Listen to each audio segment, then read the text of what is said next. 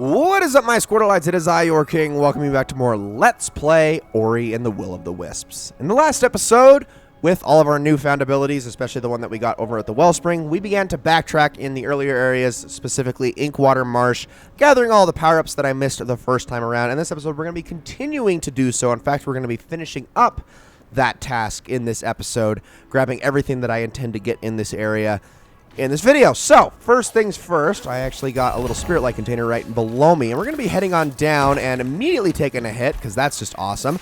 And actually, I'm going to head up here and grab myself an energy cell fragment right off of the bat.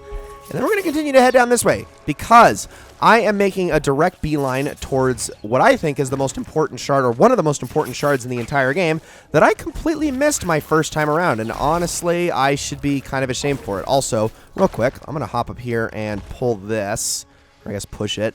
And that's going to open that up. Now, I'll grab that on the way back through, because I actually do want to head down that way later. But for now, I'm just going to leave that open. And we're going to actually go straight through here. I do intend to go back that way, I promise. Don't you worry. There is a lot of stuff that I actually want to get done in this episode. We're going to hopefully try to keep this at a reasonable length. I cannot believe I didn't take a hit there. Let's just go past all these guys. Okay, and I think now, if we can wait for the game to load, we want to actually head down. So first things first, I'm going to head over this direction. Let's take this guy out. There we go. Just like so. And now go down and give you guys a good smash. Perfect. And now we have a breakable wall right here, but this is not what I was specifically going after. Instead, we have ourselves a life cell fragment, which is going to increase our health by 1. And then we will continue to head even further down, because there's a bunch more stuff down here in the bottom of Inkwater Marsh that I have completely missed. One of those, again, obviously being that shard that I said we absolutely need. It is completely imperative and one of the most important shards in this entire game, and it's going to make your life just so much easier if you have it. Okay, so we're going to start by going this way and just going through all these purple men here, which there are many of them. Okay, do that. He should just fall, so I don't have to worry about him too much. Let's see if we can launch him. Not quite enough, because the physics of the ceiling decided to launch him back to me. All right, now we just need to get past this creature here. No you don't. Get out of here, thank you. And now, head up this way, break your way through this, and there it is. Magnet. You gain a new spirit shard. Orbs float to Ori from further away. So let's equip this thing immediately. And I'm just going to get rid of Ultra Grapple, because I haven't been using it, and I see no reason to use it. So one thing about this magnet power-up, though, if you are using a ranged build, one that relies on arc shot a lot, you are going to want to upgrade magnet almost immediately, because at the moment, orbs only float to me from half a screen away, but with the upgrade, they will float to you from all the way across the screen, which is obviously going to be a lot more helpful if you are running a ranged build. So make sure that you do that. Now I'm going to drop down here. We're going to go down this way and just ignore this guy. Pardon me, sir. Get out of here.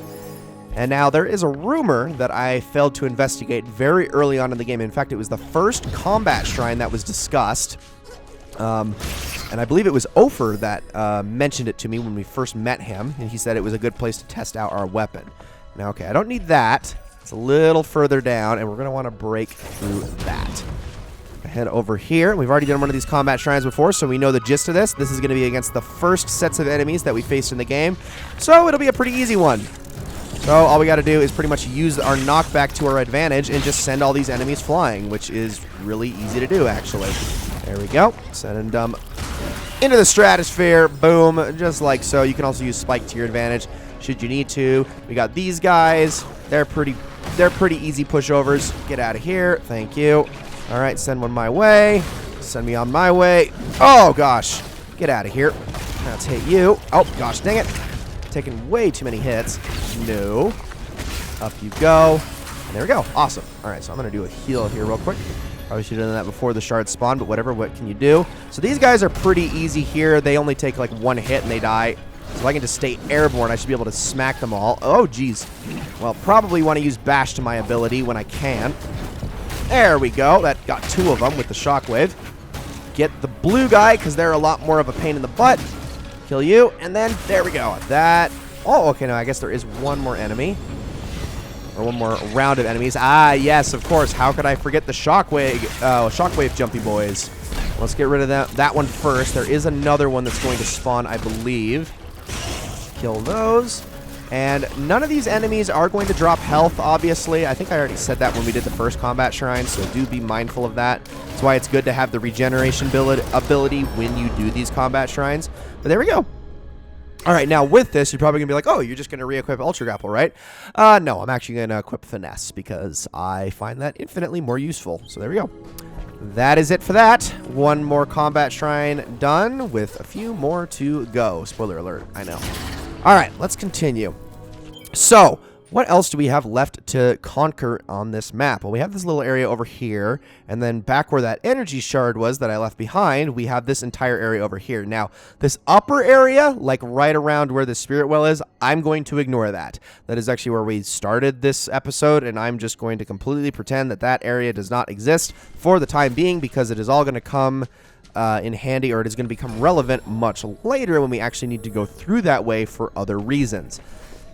For right now, I am just interested in the lower half of that section for a couple of things that I want to showcase. So what am I doing? Let's head back up, climb our way back up this way, and I think, let me make sure I'm going the right way. Yes, I am. Okay. Let the game load. Come on, load. Thank you. Oh, gosh, this game. I swear. All right. Up we go. I'm actually playing very sloppily right now. I need to stop this. Let's get rid of this guy first. Now, the cool thing about Finesse is that I'll actually be able to one-shot these guys every so often when it actually procs. Not those guys, though. They'll still take a few hits. So I'm going to head through here. And then there is a breakable wall here, so let's go through that. And now we will be able to progress. All right, so I think there's just one little thing for me to grab in this area that I haven't yet been in. Oh gosh, get over that. Let's hit this guy a couple times. Perfect. He's going to do his attack and then hit him again. Awesome. It's going to explode. Let's head on over to that. Actually, I should probably get those power-ups first. It's going to be... I'm probably going to, like, instantly upgrade the magnet power-up just because... or magnet shard just because it is so nice to have. So there's another life cell fragment, which is awesome. Definitely want to get those at any cost, because it is good to have as much life as possible, because this game is hard as balls. All right, let's take that out, and now we're gonna head on backwards. So I gotta say, well, first things first, I mean, honestly, despite my sloppy play at the moment, I mean, I've definitely hit that point where, like, I feel, you know, this game is just, it feels like second nature to play through it just because of how fluid it is, and I absolutely love it. I will always prefer, above all other games that just feel incredibly fluid and natural to play. Like, okay, this is the bone that I have to pick with hard video games that Ori and the Will of the Wisps does well, that I do not think that most other hard video games do right. Not to obviously start a controversy here, I just want to, like, state my opinion on this thing. So, I don't actually mind hard video games. I know I haven't played a whole lot of them on this channel. I've only played maybe like 2 other games on this channel that I would actually classify as hard. I guess by any stretch. And Ori and the Blind Forest is probably one of those, although I actually do think, well, is that game harder than this one? That's actually hard to say. These games are both have different levels of difficulty for different reasons. I think Ori and the Will of the Wisps is more... I've already said this before. I think Ori and the Will of the Wisps is more forgiving, while Ori and the Blind Forest is, I guess, easier to understand and pick up. Just because, obviously, this game builds off of a predecessor, while Ori and the Blind Forest, you know, it's its own thing, but at the same time, it definitely punishes you more for your screw-ups. But then also has mechanics that, I don't know, I guess because it has the save wherever system, that in a turn does make it more forgiving. I don't know. It's hard to say which game is necessarily more difficult. But the point that I'm trying to get at here is that I actually really don't mind hard video games at all. In fact, I like hard video games. I like a challenge. However, I do not like when that challenge is usurped by frustrating, clunky controls. I don't like playing hard video games where I don't feel like I am in complete control of what is happening on screen. Hence why I don't like most of the games that people deem very difficult, because a lot of those games do have that. Now you might say, well, okay, learning the controls is part of the difficulty curve. It's part of the experience of conquering the game.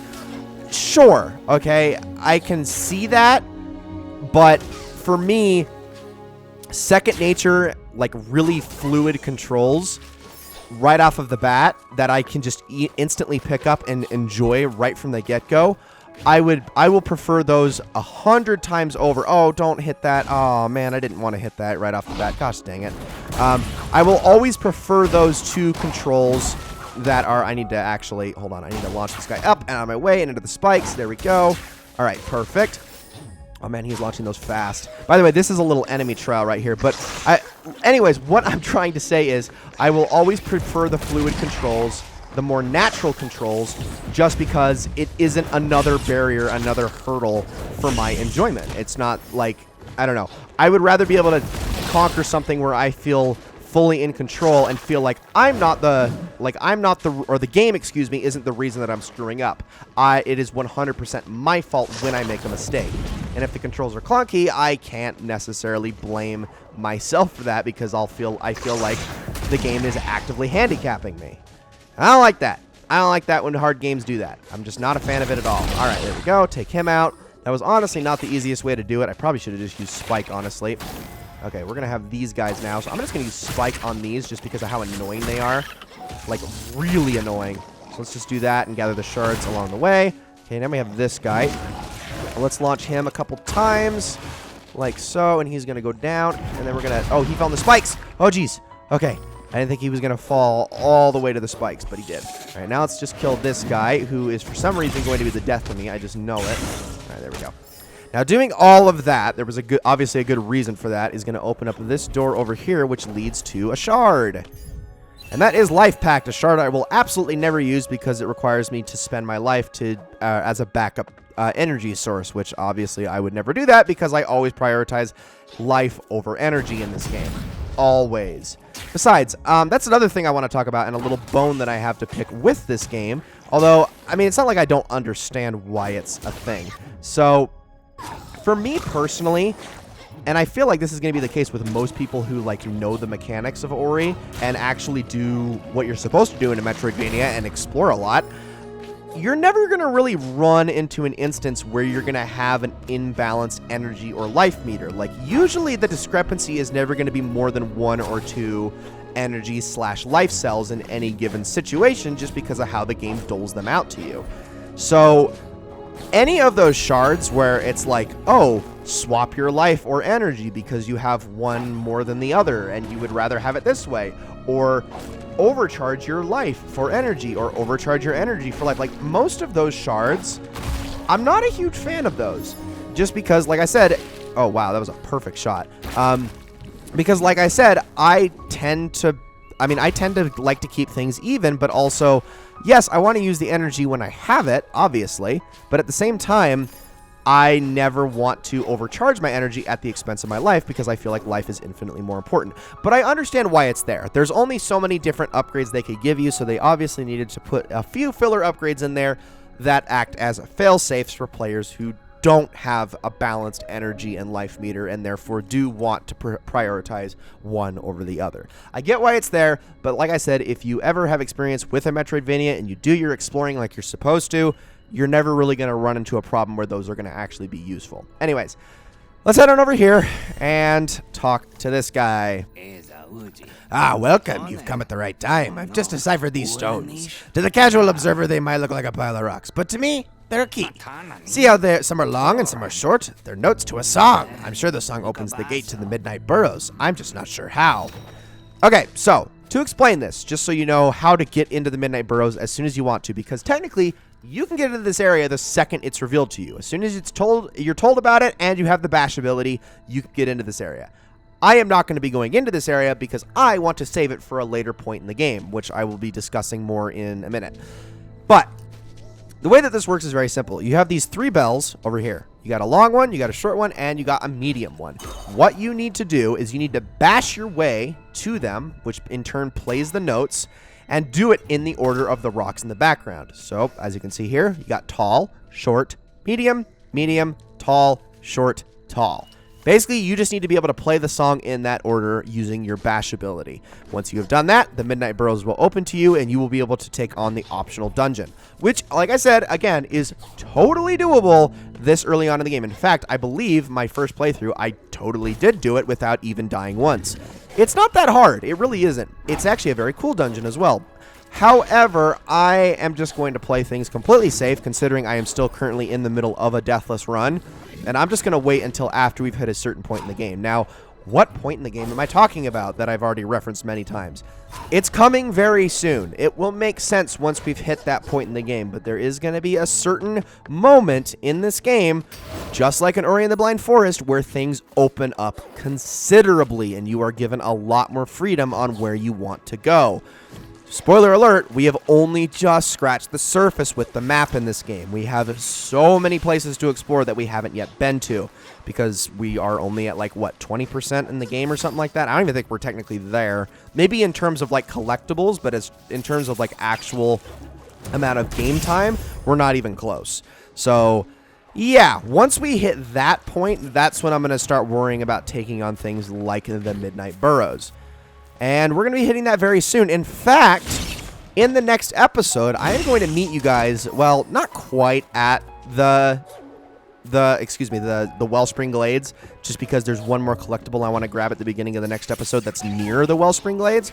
But we're going to be heading to the Wellspring Glades, grabbing a bunch of power-ups, and then we are going to finally start progressing with the story and going after Ku in the Silent Woods. So, I'm going the wrong way. Ladies and gentlemen, thank you all so very much for watching this episode of Let's Play Ori and the Will of the Wisps.